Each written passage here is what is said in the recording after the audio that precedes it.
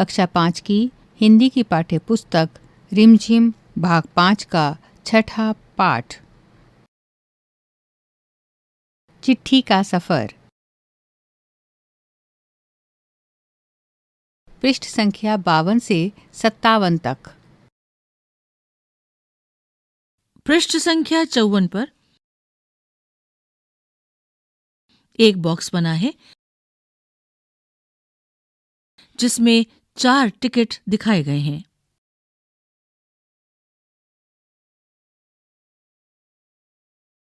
इसमें लिखा है, टिकट संग्रह का शौक काफी लोकप्रिय है। धीरे धीरे इसमें टिकट संग्रह के अलावा डाक से जुड़ी और बहुत सी चीजें शामिल हो गई हैं।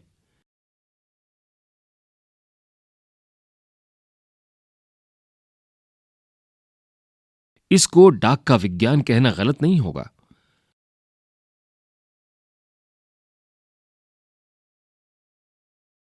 क्या तुम जानते हो इस विज्ञान को क्या नाम दिया गया है?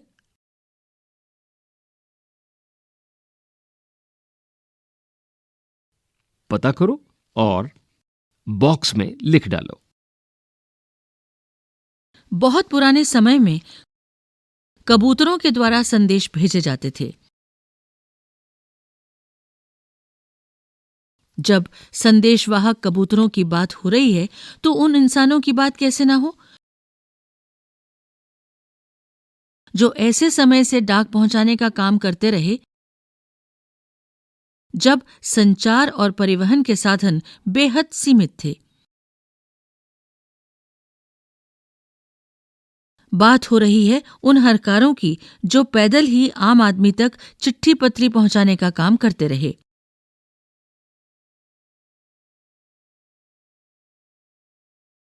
राजा महाराजाओं के पास घुड़सवार हरकारे हुआ करते थे।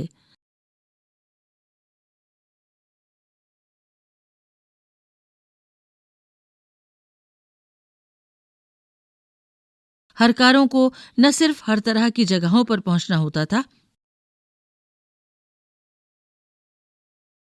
बल्कि डाक की रक्षा भी करनी होती थी।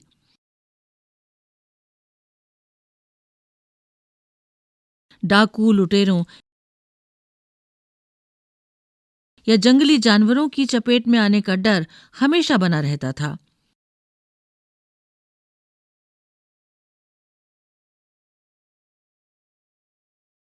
आज भी भारतीय डाक सेवा दुर्गम व पहाड़ी इलाकों तक डाक पहुंचाने के लिए हरकारों पर निर्भर करती है।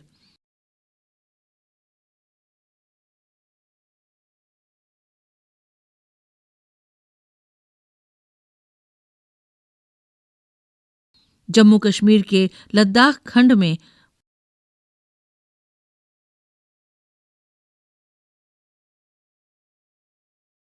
पद्म संस्कार जैसी कई जगहें हैं जहां हरकारे डाक पहुंचाते हैं।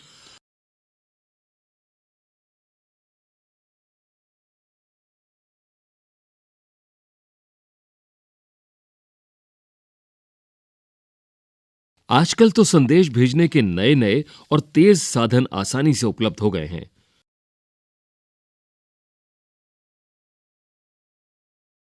डाक बांटने में हवाई जहाज,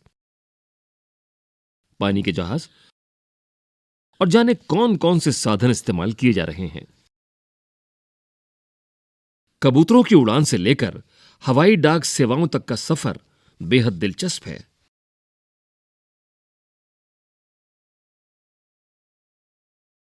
यह सोचकर आश्चर्य होता है कि कबूतर जैसा पक्षी संदेशवाहक भी हो सकता है।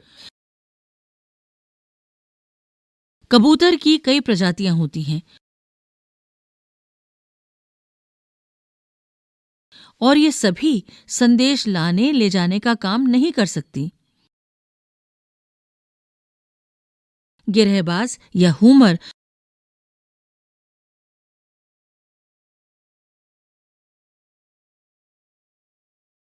वह प्रजाति है जिसे प्रशिक्षित करके डाक संदेश भेजने के काम में लाया जाता है।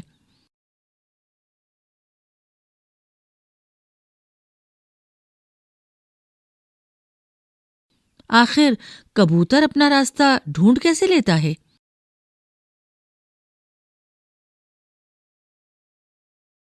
उन प्रवासी पक्षियों के बारे में सोचो और पता करो कि वे कैसे सैकड़ों मील का रास्ता और सही जगह तय कर पाते हैं।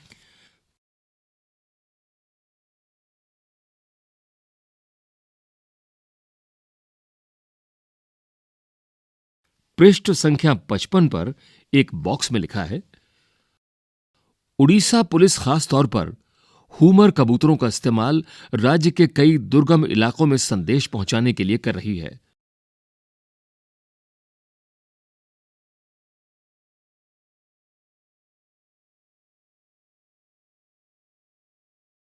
कानून व्यवस्था, संकट और अन्य मौकों पर संदेश के लिए ये कबूतर बहुत ही उपयोगी साबित हुए।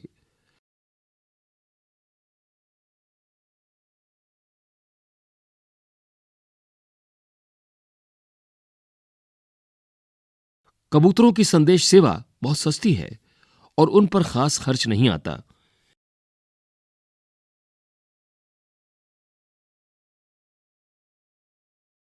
इन कबूतरों का जीवन 15 से 20 साल होता है और 8 से 10 साल तक वे बहुत अच्छा काम करते हैं।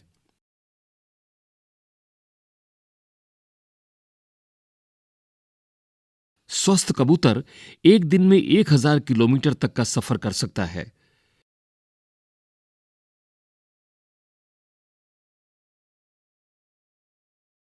यदि कोई महत्वपूर्ण संदेश पहुंचाना हो तो 2 कबूतरों को भेजा जाता है।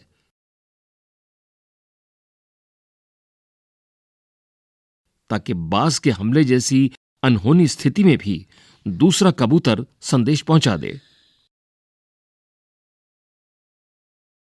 शायद ये सुनकर तुम एक ऐसे कबूतर की कहानी पढ़ना चाहो जो दूसरे विश्व युद्ध में संदेश पहुंचाता था।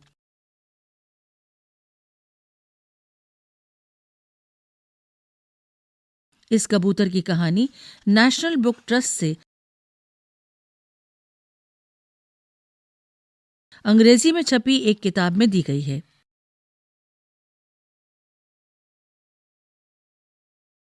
किताब का नाम है ग्रे नेक, जो कि इस किताब के हीरो का भी नाम है।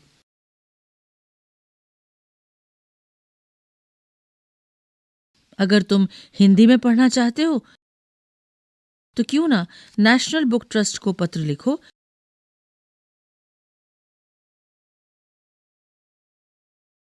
कि वे इस किताब को हिंदी में भी छापें। उनका पता है नेहरू भवन,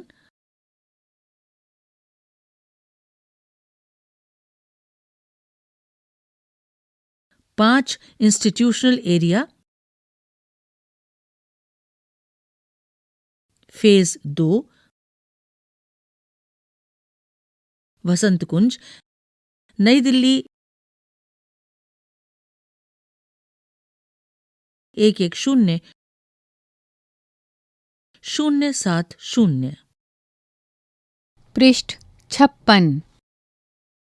अभ्यास। चिट्ठी पत्री। 1. गांधी जी को सिर्फ उनके नाम और देश के नाम के सहारे पत्र कैसे पहुंच गया होगा? 2. अगर एक पत्र में पते के साथ किसी का नाम न हो तो क्या वो पत्र ठीक जगह पर पहुंच पाएगा? 3. नाम न होने से क्या समस्याएं आ सकती हैं?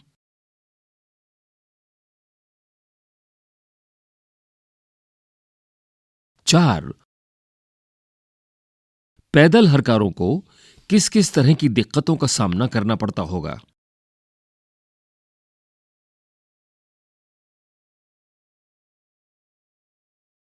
5. अगर तुम किसी को चिट्ठी लिख रहे हो तो पते में यह जानकारी किस क्रम में लिखोगे? गली, मोहल्ले का नाम, घर का नंबर, राज्य का नाम,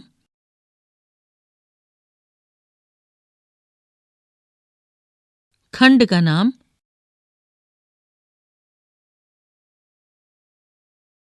कस्बे, शहर या गांव का नाम, जनपद का नाम।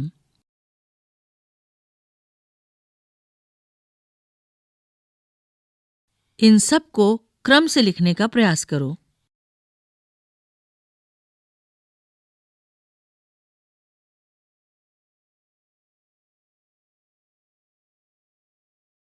तुमने इस क्रम में ही क्यों लिखा?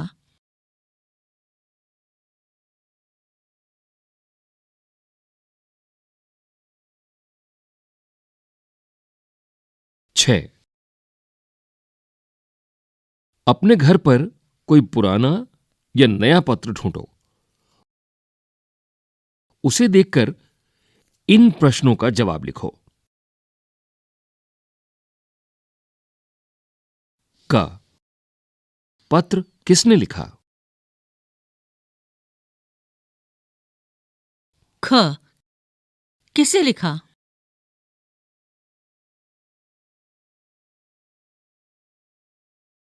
ग, किस तारीख को लिखा? घ, यह पत्र किस डाकखाने में तथा किस तारीख को पहुंचा?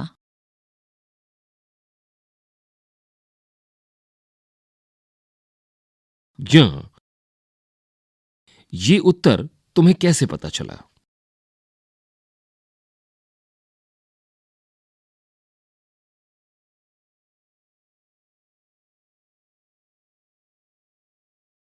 सात, चिट्ठी भेजने के लिए आमतौर पर पोस्टकार्ड, अंतर्देशीय पत्र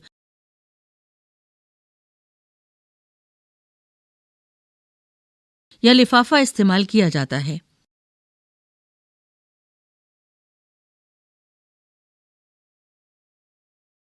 डाकघर जाकर इनका मूल्य पता करो।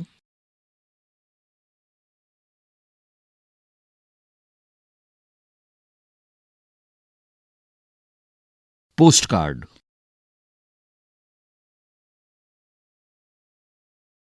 अंतर्देशीय पत्र, लिफाफा। 8, डाक टिकट इकट्ठा करो।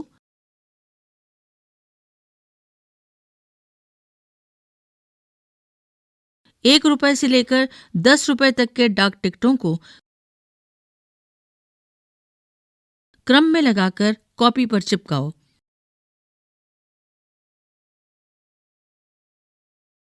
इकट्ठा किए गए डाक टिकटों पर अपने साथियों के साथ चर्चा करो।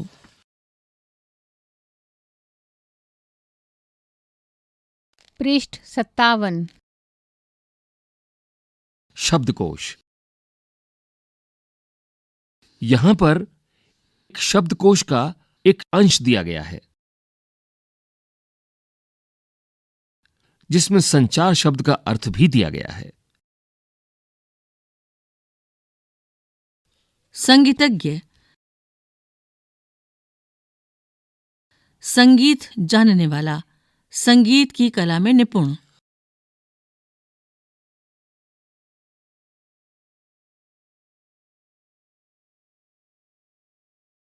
संग्रह, पुल्लिंग। जमा करना, इकट्ठा करना, एकत्र करना।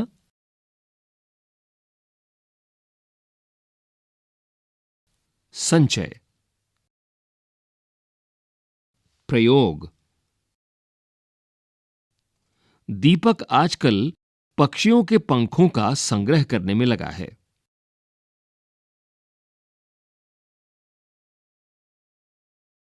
2. इकट्ठी की हुई चीजों का समूह या ढेर। संकलन, जैसे टिकट संग्रह, निबंध संग्रह।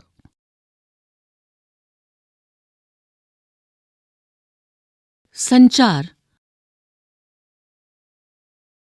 पुल्लिंग। किसी संदेश को दूर तक या बहुत से लोगों तक पहुंचाने की क्रिया या प्रणाली, कम्युनिकेशन। उदाहरण, टेलीफोन, टेलीविजन, सैटेलाइट आदि। संचार के माध्यमों से दुनिया आज छोटी हो गई है।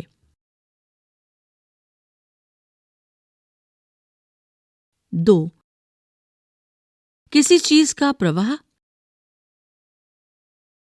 चलना, फैलना, जैसे शरीर में रक्त का संचार,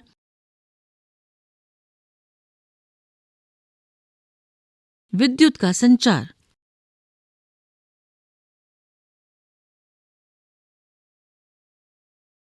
क. बताओ कि कौन सा अर्थ पाठ के संदर्भ में ठीक है।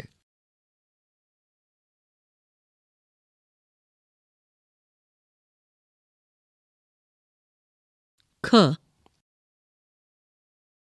इस पाठ को आपने ध्यान से सुना, तो बताइए शब्दकोश में दिए गए शब्दों के साथ